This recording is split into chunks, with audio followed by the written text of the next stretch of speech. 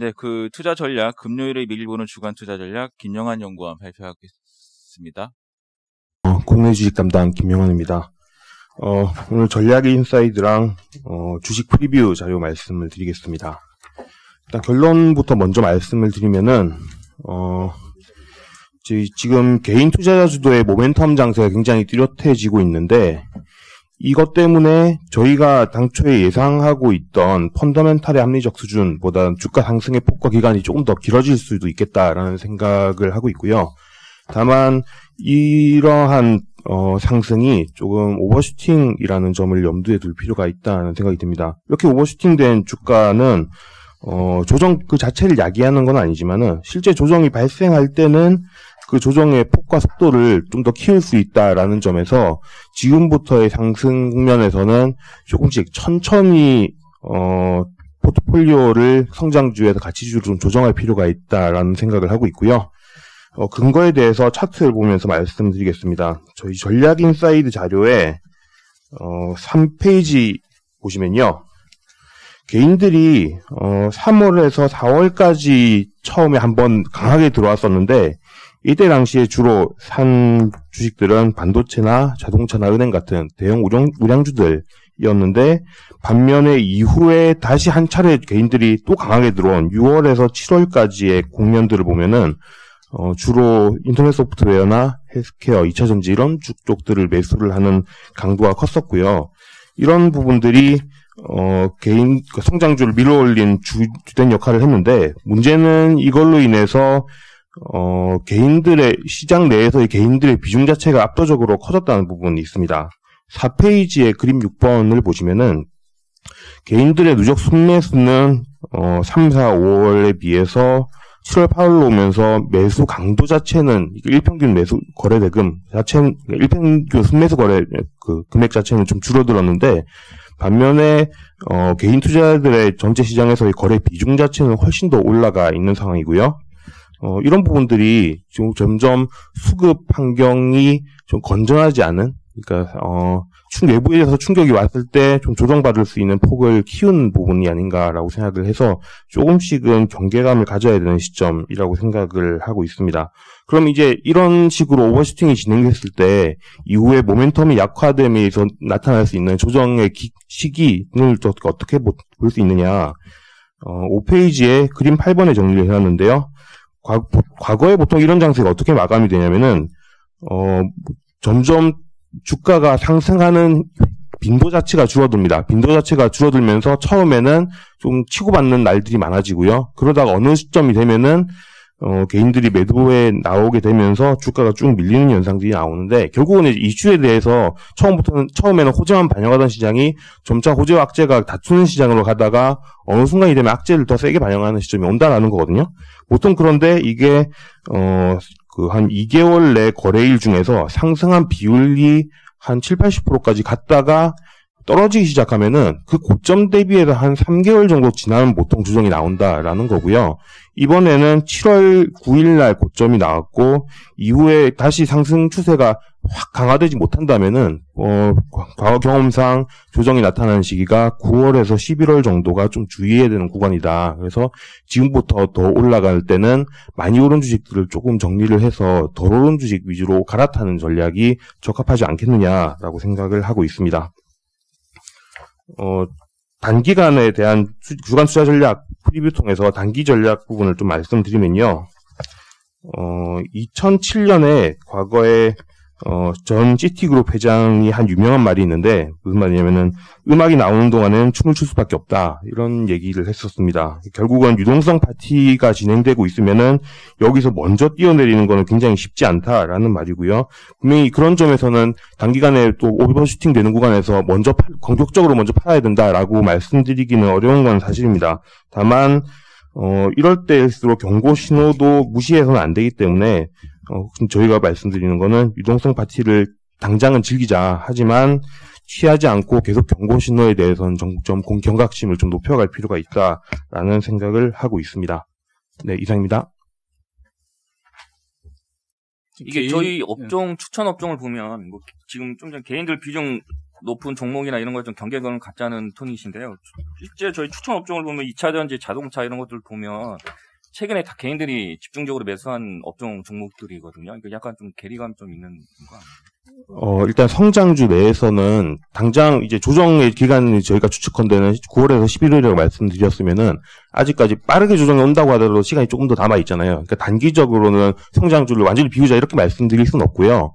다만 성장주 내에서 점차적으로 좀 압축해가는 전략이 필요한데 아마도 저희 생각에는 제일 끝까지 살아남을 수 있는 주식은 2차전지 같은 부분이 될 거라는 생각은 하거든요. 왜냐하면은 미국에서 지금 테슬라가 S&P 500이 편입되는 이슈 이런 것들이 9월달로 예정이 돼 있는데 그러면 이 이전까지는 이후에 받아줄 자금이 있기 때문에 이쪽 주식들이 먼저 꺾이기는 쉽지는 않을 것 같아요. 그러면 이 모멘텀으로 인해서 같이 가는 주식들 같은 경우도 마찬가지로 먼저 꺾이진 않을 거라고 생각해서 성장주 내에서 압축 전략을 가져간다면은 제일 끝까지 들고 가야 되는 건 2차전지인 것 같다라는 정도의 생각이고요.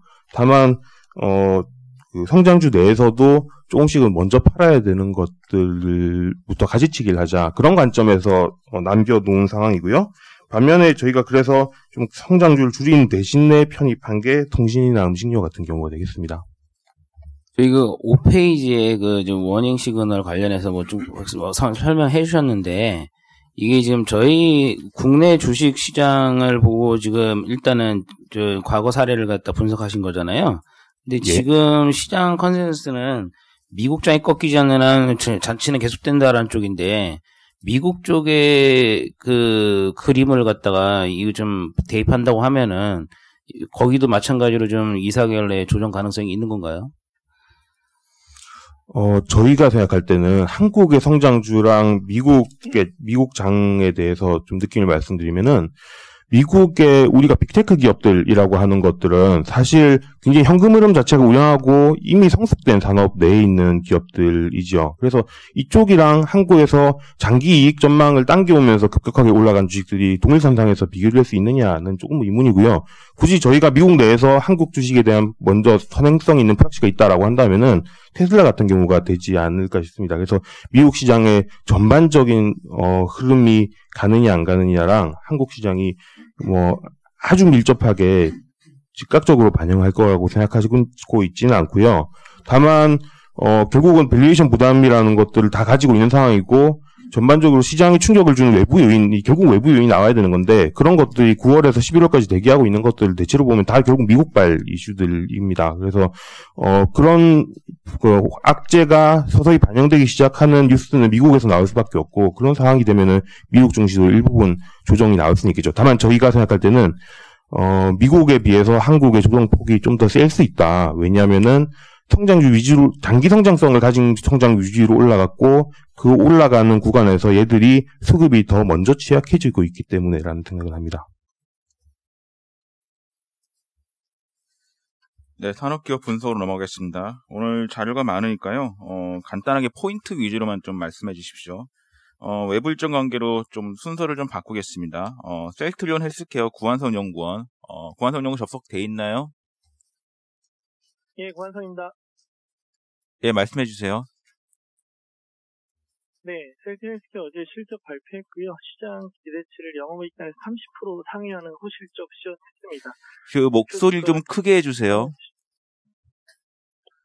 예, 목표 주가를 기존 11만 원에서 13만 원으로 상향 조정하고요. 투자 의견 바이오 업종 탑픽을 유지합니다. 실적이 잘 나온 이유는 당초 예상했던 대로 미국향 트룩시마 물량 비중 늘어나면서 수익성이 좋기 때문에 믹스 개선이 나타나고 있고 당분간 이러한 흐름 이어질 걸로 보고 있고요. 하반기에 두 가지. 첫 번째는 램시마 SC 유럽 판매 본격화되면서 실적 업사이드가 좀 더 높아질 가능성이 있고 두 번째는 어제도 공시를 했는데 합병 이슈가 본격화되는 것 같습니다. 따라서 이 3사 합병에 따른 수급 모멘텀도 있기 때문에 주가 우상향 하반기 이어갈 거다라고 보고 바이오 업종 탑픽 유지합니다. 이상입니다. 합병 관련해서 그러면 3사 중에 좀 가장 매력도 높은 건 뭔가요? 만약에 그 부분이 좀 본격화된다면? 일단 오너 개인 지분율을 감안하면 셀트리온 헬스케어가 매력도 가장 높을 거라고 보고 있습니다. 네, 다음은 코스맥스 조미진 연구원 발표하겠습니다. 코스맥스 투자 의견 바이 그리고 실적 상향에 따라서 목표 주가는 기존 12만 5천원에서 13만 5천원으로 상향하겠습니다. 어제 장중에 실적 발표했고요. 영업이익은 컨센서스를 34% 상회하는 어닝 서프라이즈 시현했습니다. 코스맥스 USA 제외하고 전 법인 모두 매출 그로스 나왔습니다. 문제가 됐던 중국 쪽 그로스가 의미 있었다고 보고 있고요. 코로나 기간 동안 손소독제 생산으로 생산 유연성이 돋보였고 또 온라인 고객사 확충했다는 점이 가장 긍정적입니다. 그래서 바닥은 지났으나 아직 전반적으로 화장품 업종이 불안한 상황 속에서 가장 편안한 주식이라고 좀 말씀드릴 수 있겠습니다. 롯데칠성 말씀드리겠습니다. 컨센은 하이웨스나 제 추정치 부합했고요. 매출이 음료나 주류 쪽에서 다 코로나 영향 때문에 빠졌습니다. 3분기부터 이제 작년의 기저가 굉장히 낮기 때문에 편안합니다. 주류 매출 상승세가 가장 중요한 이제 주가 상승의 포인트가 될 것으로 보고 있습니다. 오리온 7월 실적 말씀드리겠습니다. 굉장히 예상보다 잘 나왔고요. 7월부터 베이스가 높아지는 시기임에도 불구하고 그로스가 굉장히 잘 나왔다는 점이 되게 의미 있다라고 말씀드릴 수 있겠고요. 전 사업부에서 다 비용 썼습니다. 그럼에도 불구하고 워낙 그동안 구조 조정을 잘 해놨기 때문에 영업이익률은 전년 수준 유지했습니다. 오리온 계속 긍정적으로 보고 있습니다. 이상입니다. 예, 다음은 이마트 이지영 연구원 발표하겠습니다. 네, 이마트 실적 안 나왔습니다. 매출 같은 경우에는 이제 기저 효과랑 식품 수요 증가로 그렇게 나쁘지는 않았는데요. 저희 자체 물류센터가 아닌 점포 물류 비중이 증가하면서 여러 가지 수수료 부담이라든지 이런 게 좀 발생한 것 같습니다. 그래도 괜찮았던 부분은 쓱닷컴 취급고 성장률이 꽤 높았고요. 손익도 약간 개선이 되었습니다. 최근에 이제 동사에 대해서 좀 관심이 많은데 그 내용이 이제 홈플러스나 롯데마트 등 경쟁사 패점이 이제 굉장히 많아서 반사이익이 있는 거 아니냐라고 보시는 것 같아요. 근데 이제 당사에서 분석해봤을 때 패점 대상 점포, 롯데마트나 홈플러스의 국내 소매시장 점유율이 굉장히 미미하고 특히 패점 대상 점포의 미미율은 거의 의미가 없다. 하지만 국내 온라인 시장이 훨씬 크고 그 성장률로 인해서 우리의 마켓시어가 줄어드는 게 더 크기 때문에 솔직히 긍정적 영향보다 부정적 영향이 더 클 수 있을 것 같다라고 이렇게 보고 있습니다. 투자 의견 계속해서 홀드 유지하겠습니다. 이상입니다. 예, 다음은 한화 그리고 미쓰비시 상사까지 김동영 연구원 발표하겠습니다. 예, 한화부터 말씀드리겠습니다. 저희 매수 의견 유지하고 목표 주가 상향 조정했습니다. 실적은 굉장히 잘 나왔고요. 한화생명이 시장 반등에 따른 변액보증준비금 대규모 환입했기 때문에 그 영향이고요. 요걸 제외하더라도 계열사 전반적으로 예상을 상회하는 실적이었습니다. 자체 사업은 무역은 안 좋았지만 방산 쪽이 이제 기지효과로 강세를 보였고요. 건설도 코로나19 때문에 이라크 주택 사업은 지금 중단된 상태인데 국내 준공 프로젝트 정산이 반영이 되면서 2년 만에 처음으로 영업이익률 10% 상회를 했습니다. 3분기에도 건설의 이슈가 지속되긴 하지만 자체 쪽 기저효과가 좀 두드러지고 그리고 한화생명 추가 변액보증 준비금 환입 가능성 이런 거 감안하면 YOY 영업이익 성장 계속될 걸로 보고 있고요. 투자 포인트는 방산이 코로나19에도 안정적으로 실적을 잡아주고 있고 여기 한화솔루션의 태양광 그리고 최근에 니콜라 투자 이후에 수소 발전 사업 기회를 감안을 하면 신재생 쪽 기여가 확대될 수 있다는 전망이고요. 상장자 회사들 주가 변동 반영해서 목표 주가는 32,000원 상향 조정했습니다. 할인율 55%이기 때문에 다운사이드 크지 않다고 보고 있습니다. 다음 종합상사 미쓰비시 상사 실적이고요. 실적 굉장히 안 나왔고 회계연도가 이제 3월에 끝나기 때문에 내년 3월까지 목표 순이익을 63% 하향 조정하는 목표를 발표를 했고요. 다 코로나19 영향 때문이고 그럼에도 불구하고 주당 배당금은 내년에 오히려 조금 늘리겠다. 2% 늘리겠다. 아마 배당 성향을 대폭 늘려야 될 거고 자사주 매입 소각도 있을 걸로 예상이 됩니다. 그러니까 주식수를 축소를 하겠죠. 현재 주가 기준으로 배당 수익률이 6% 가까이 되기 때문에 바닥을 좀 잡고 있는 것 같고요. 우리나라의 포스코 인터내셔널 LG 상사도 작년에 배당을 많이 늘려놨고 올해는 상황은 좀 다르지만 아마 배당은 최소 작년 수준 이상 유지하려고 하고 있고요. LG상사가 대규모 자사주 매입을 진행하고 있어서 실적과 별도로 이제 다각화하고 그리고 주주가치 제고는 계속 진행할 걸로 전망하고 있습니다. 이상. 다음 페노션 전현순 연구원 발표하겠습니다. 페노션 투자 의견 바이 목표 주가는 기존 4,000원에서 4,700원으로 상향 조정했습니다. 상반기 생각보다 실적이 좋았고요. 이를 감안해서 2020년, 21년 영업이익 추정치를 34%, 16% 각각 상향 조정했습니다.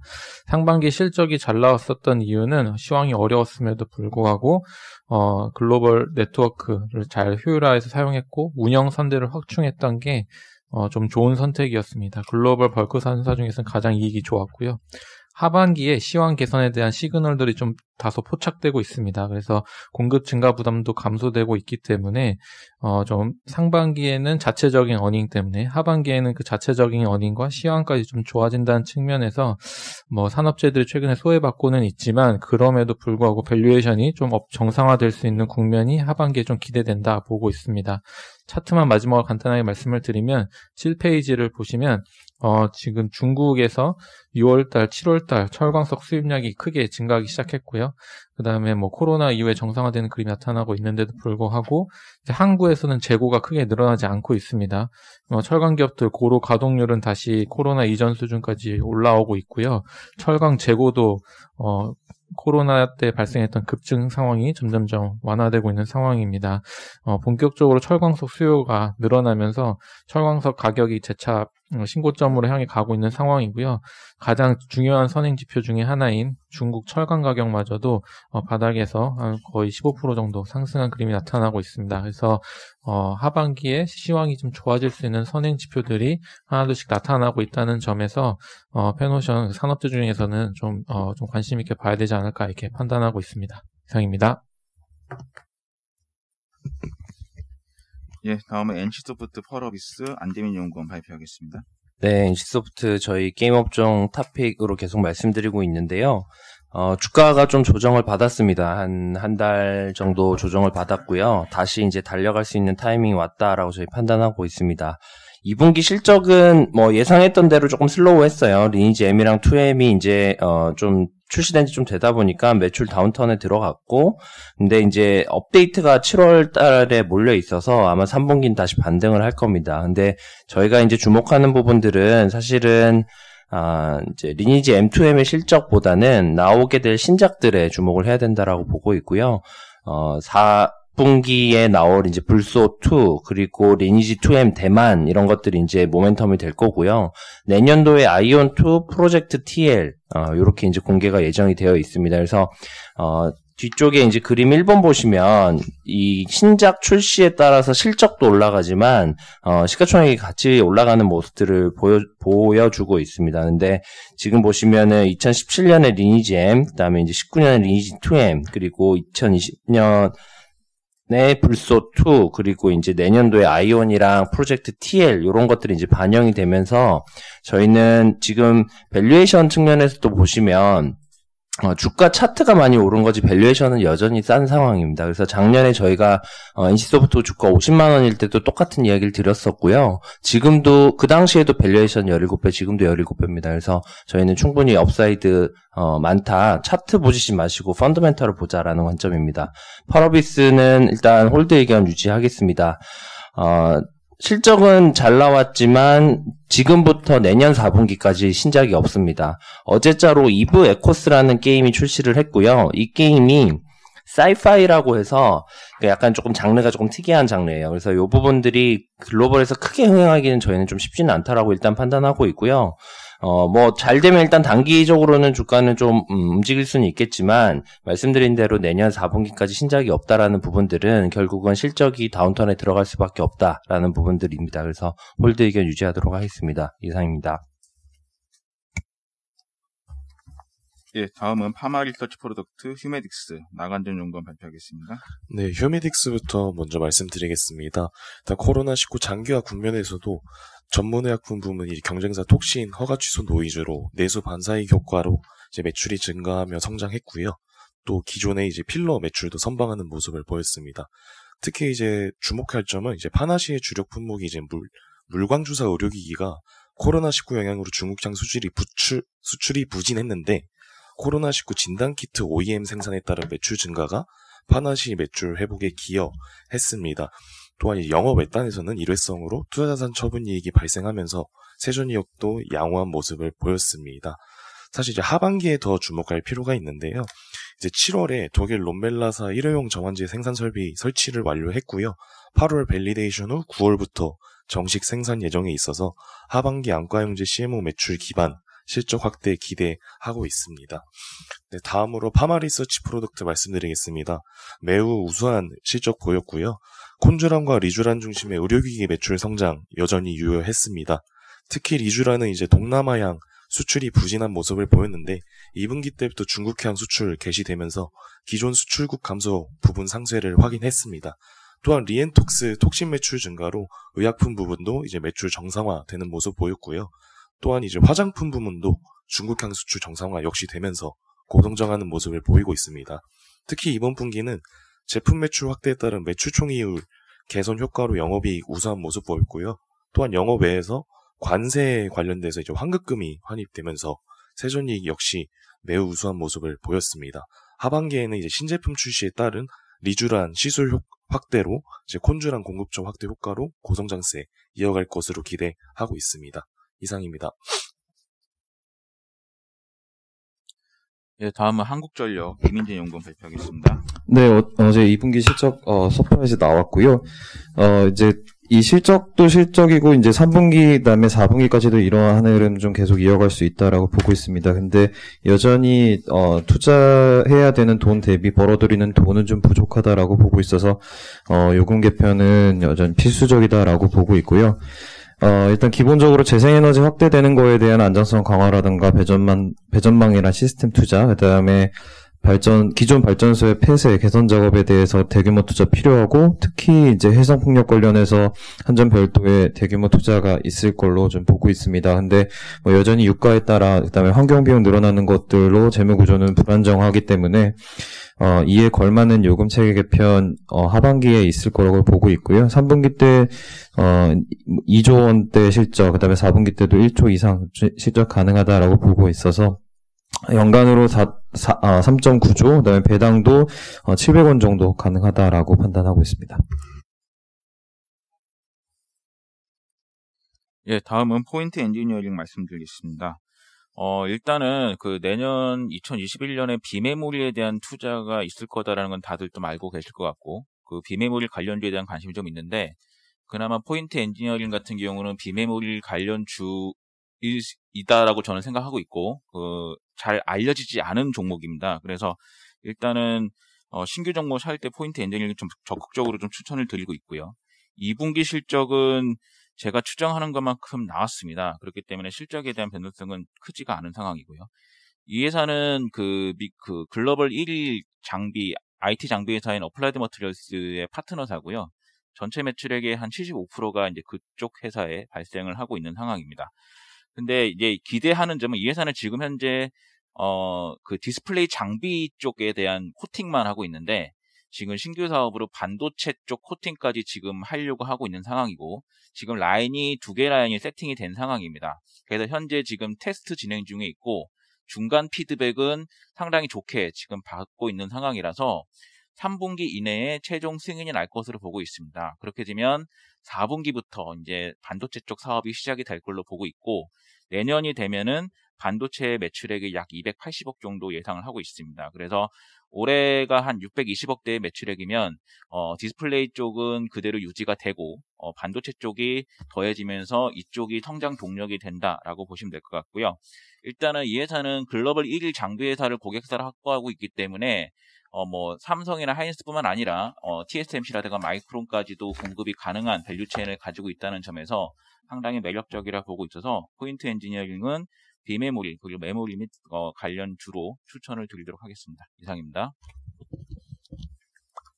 좀 전에 말씀하신 그 어플라이드 쪽이랑 테스트하고 있는데 그 다른 쪽 TSMC나 이쪽으로 확장하는 데는 문제는 없는 거예요? 어쨌든 어플라이드 쪽의 장비 회사고 네. 그 장비 회사를 통해서 TSMC라든가 마이크론이나 삼성 하이닉스 공급되는 구조이기 때문에 어플라이드에만 퀄이 되고 어플라이드에 부품이 들어가는 것만 확정이 된다면 그쪽 칩 메이커들한테 나가는 데는 문제가 없습니다.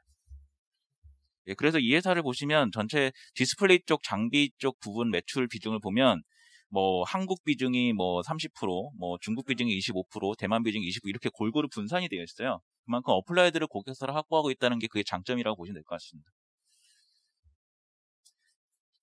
예, 다음은 디바이스 ENG 이지웰 이현동 연구원 발표하겠습니다. 네, 디바이스 ENG와 이지웰 말씀드리겠습니다. 두 종목 다 제가 꾸준히 추천을 드렸던 종목이었고요. 투자 포인트가 변함이 없고 바뀐 부분 위주로 해서 잠깐 간략히 업데이트를 드리겠습니다.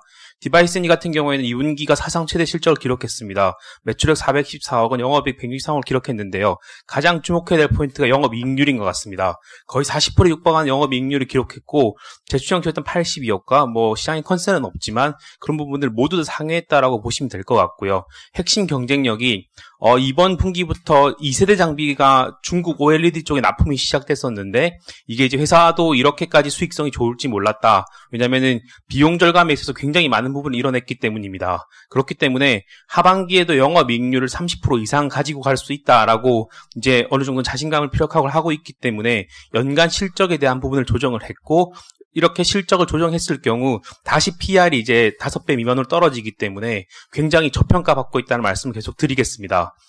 2분기 기준 수주잔고가 약 1,400억 정도를 보유하고 있기 때문에 올해 나머지 매출과 내년 성장성에는 부담이 없는 상태이고요. 연말쯤 나올 삼성전자의 반도체 쪽 투자에 대한 수혜가 뭐 메모리 쪽이나 비메모리 쪽이나 이런 부분들이 잡힐수록 동사의 멀티플은 리레이팅 가능하다라는 생각이 들기 때문에 아직까지 업사이드는 많이 남아있다라는 말씀을 드리겠습니다. 그리고 이지웰인데요.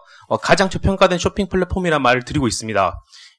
통상적으로 저희가 이제 복지 카드를 받아보시면 알겠지만 받았을 때 1분기 끝나는 4분기 때 보통 사용이 집중됩니다. 그렇기 때문에 2, 3분기는 비수기이기 때문에 굉장히 실적 변동성이 큰데요. 다행히 2분기에도 실적 성장에 대한 부분을 가지고 왔습니다. 영업이익이 처음으로 이렇게 흑자폭이 큰 거는 제가 4년 동안 보면 처음 봤고요. 그 다음에 가장 중요한 부분이 코로나19로 이런 부분에 대한 수혜가 온라인 쇼핑 사용에 집중이 된다는 겁니다. 그리고 4월 달부터는 네이버 최저가보다 싸게 팔고 있기 때문에 쇼핑 플랫폼으로서의 경쟁력도 강화되고 있다라는 말씀을 드리고 있습니다.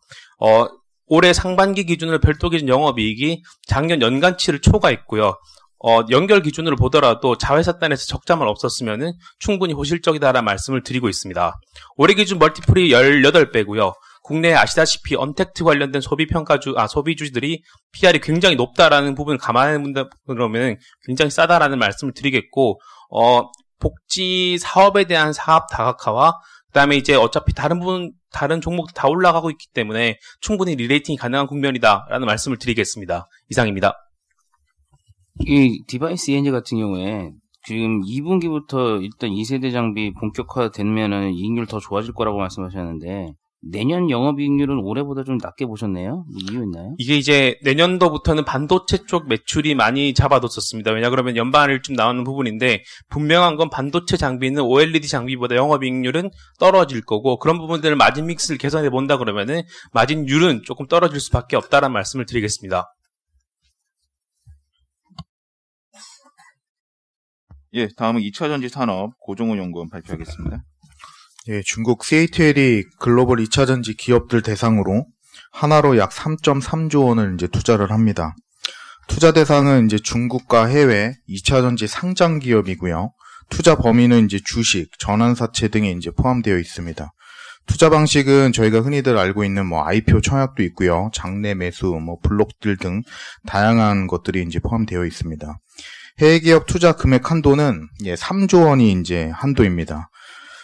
최근 이제 잘 보시면 2차전지 이제 셀메이커랑 후방 기업들과의 이제 다양한 협력 관계가 이제 형성되는 것을 이제 볼 수가 있습니다. 다시 쉽게 말씀드리면 이제 짝짓기가 굉장히 이제 많이 보이고 있는 상황이고요. 뭐 이를테면 LG화학과 화요코발트 이제 전구체 관련 합작법인을 이제 설립을 하고요. 삼성 SDI와 일진머티리얼스가 이제 전지박 관련해서 장기 공급 계약을 이제 체결하는 이런 모습들 많이 보입니다. 그래서 자본 제휴랑 뭐 조달 판매 제휴 등이 이제 많이 보이고 있는 상황인데요. 결국 뭐 2차 전지 이제 시장이 성장하는 국면에서 뭐 CATL도 이제 핵심 리소스를 안정적으로 조달하기 위해 투자를 발표했다라고 저희는 그렇게 보고 있습니다. 그래서 내재화 전략이라고도 해석할 수 있을 것 같고요.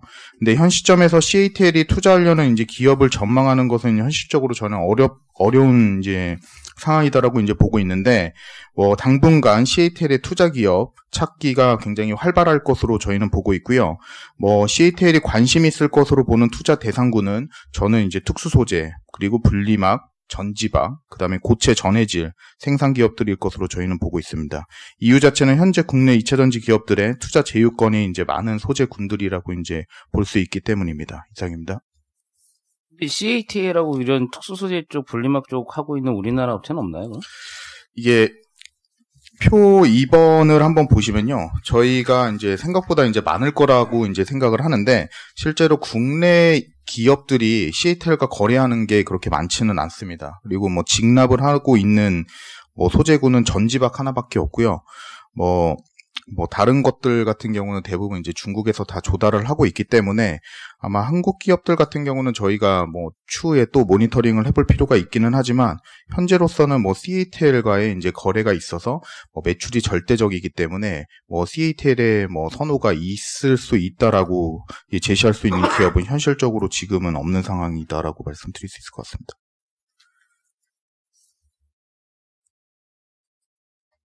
예, 다음은 삼성생명, 하나생명, 현대해상, 미래에셋생명, 정지선 연구원 발표하겠습니다.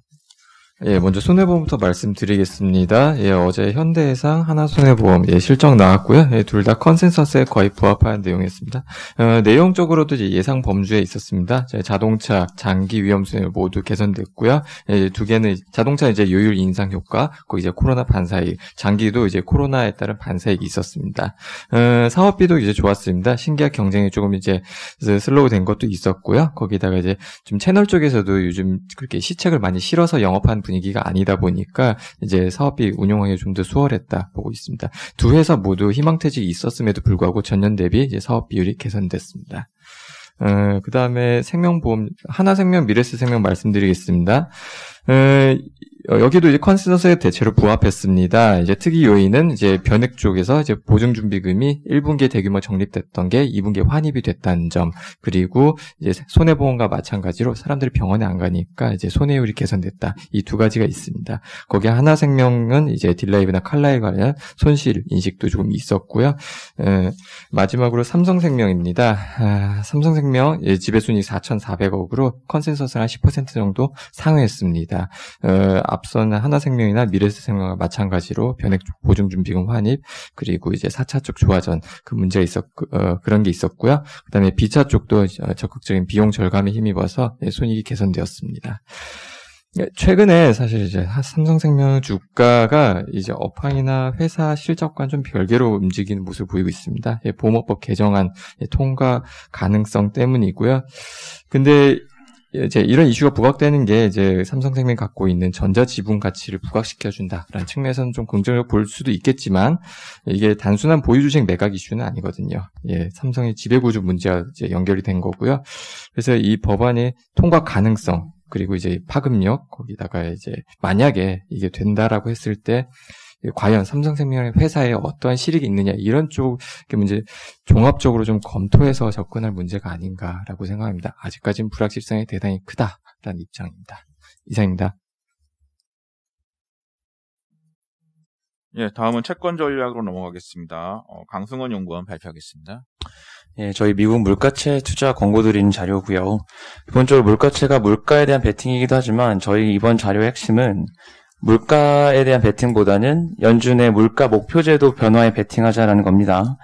연준이 어쨌든 고압 경제를 유도하기 위해 상당 기간 금리 동결을 할 거다라는 다들 아시는 이야기겠지만, 이게 사실 채권 시장의 경험이 점도표를 시장이 믿지 않습니다. 2009년에도 2013년에도 당장 내년도 4월만 돼도 국제유가 120% 올라오고요. CPI의 가장 중요한 렌트비, 쉘터비 다 기저효과 크게 올라옵니다. 코로나 바이러스 기저효과 때문에. 그러면 내년 초에도 어떤 금리 인상에 대한 우려가 불거질 수 있기 때문에 이번 9월 FOMC에서 연준은 물가 목표제도 변화할 거다라고 보고 있고요. 물가지수 뭐 어떻게 바뀔 거냐라고 한다면 심플하게 이렇게 이해하시면 될 것 같아요. 지금까지는 2% 위로 잠깐 올라와도 괜찮아 였다면 지금부터는 2% 위로 연준이 의도적으로 올리겠다, 유도하겠다라는 걸로 바뀌는 거거든요. 저희가 계산해보면 2.5% CPI가 한 7년 정도 유지돼야 구조적인 물가 하방 압력 없어진다 이렇게 계산이 됩니다. 그러면 저희가 그 팬데믹 전에 2% 타겟일 때 한 160bp 정도로 BEI가 할인받아서 이제 들어갔었는데, 그럼 이게 올라온다면 지금부터 BEI 추가 확대 가능하다라는 게 저희 논리고요. 물가채 단순 매입보다는 BEI, 물가채 매수하고 명목국채 매도하는 포지션에서 충분히 수익 창출이 가능하다 이렇게 보고 있습니다. 이상입니다. 예, 다음은 NH크레딧 최성준 연구원 발표하겠습니다. 네, 유럽은행 실적 발표돼서 관련돼서 말씀드리겠고요. 결론부터 말씀드리면 수익성 저하, 부실채권 우려, 부실채권 비율 확대 우려로 인해서 변동성 높을 것으로 보이기 때문에 보수적인 접근 권고드리는 바입니다.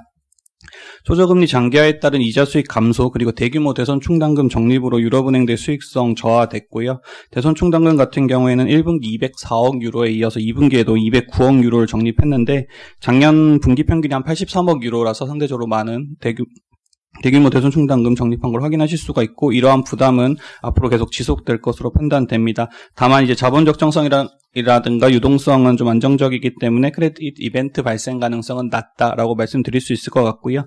부실채권 비율 같은 경우에는 하반기로 갈수록 기업 부도 증가, 그리고 정부 지원들이 좀 축소되면서 연말로 갈수록 좀 부담이 좀 확대될 것으로 판단됩니다. 이상입니다. 이상으로 준비한 자료 모두 마쳤습니다.